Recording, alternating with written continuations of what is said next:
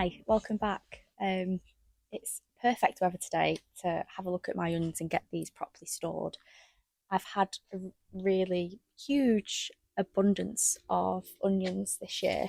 I still have quite a lot at the plot still to get, but I'm just making my way slowly around, drying them and getting them into boxes ready to store. So I have some fresher ones that are out already, but I also have um, some ones that have been drying out in the rack in the shed, which I'll show you as well. It's I've just been looking and it's quite interesting the difference between the ones that I've done from seed. So these ones I've done from seed, and then the ones that I've done from sets. The size difference is quite incredible. um, I've also just noticed on this one that it's gone a little bit crazy and is starting to grow out of itself. I don't know. I don't really know how that has happened. But so I think that'll be going in the use now pile. So I've got two boxes here.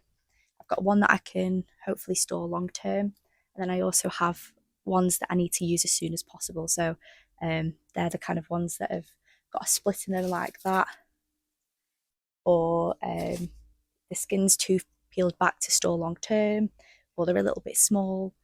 The method that I've done in the past is putting them on the onion rack, drying them out, bringing them, cutting the roots off, cutting the stem, putting them in the box and leaving them in a shed. It's quite cold in the shed and also it doesn't get damp. So in the past I've had my onions last for 11 to 12 months. So that's great, and hopefully get some of those same this year. So let's get to it. So one of the first things that I start off doing is separating my onions into two piles. I have one pile that I think is ready for storing now, and a second pile that I think needs drying out a little bit longer. The main difference that I'm looking for when I do this is that the stems are crispy, they're brown in colour, and they just visually look like they're dried out, compared to the ones that are more green and hard. These ones need drying out a little bit longer.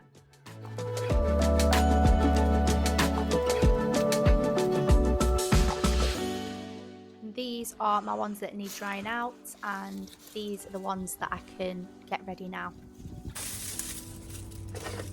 So what I start by doing is cutting off the stem of the onion and the roots if there is any, and then I give the onion a little bit of a visual look over. What I'm looking for when I do this is the overall quality of the onion, especially the skin. So is there any gaps or cracks or bumps or bruises that the skin has? I then start to peel back the skin of the onion to its most external layer before it reaches the white of the onion.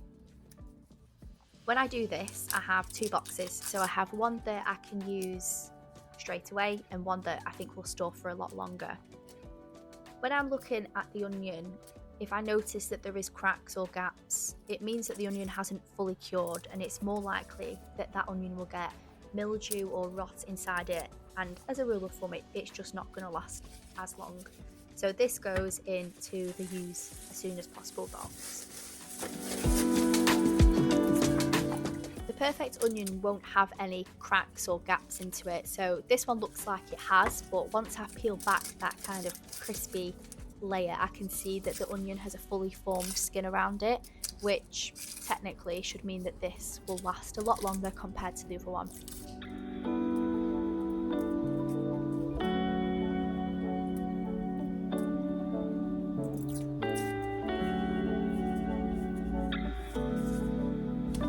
So what I'm going to do now is move these into the shed on the drying rack and let these dry out a little bit longer. Some of these look, not right now, but they will look in good condition to last hopefully up to 12 months. So I'm just going to edge my bets and let these dry out a little bit longer.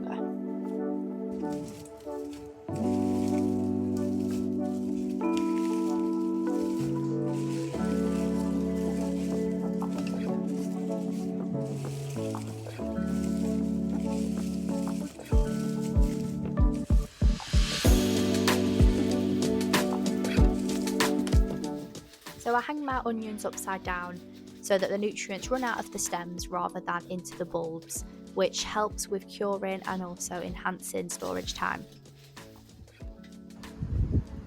So these are my onions all finished and ready for storage. I've been doing this method for around 2 years now with quite good success rate, but I'd love to hear about how you prep and store your onions.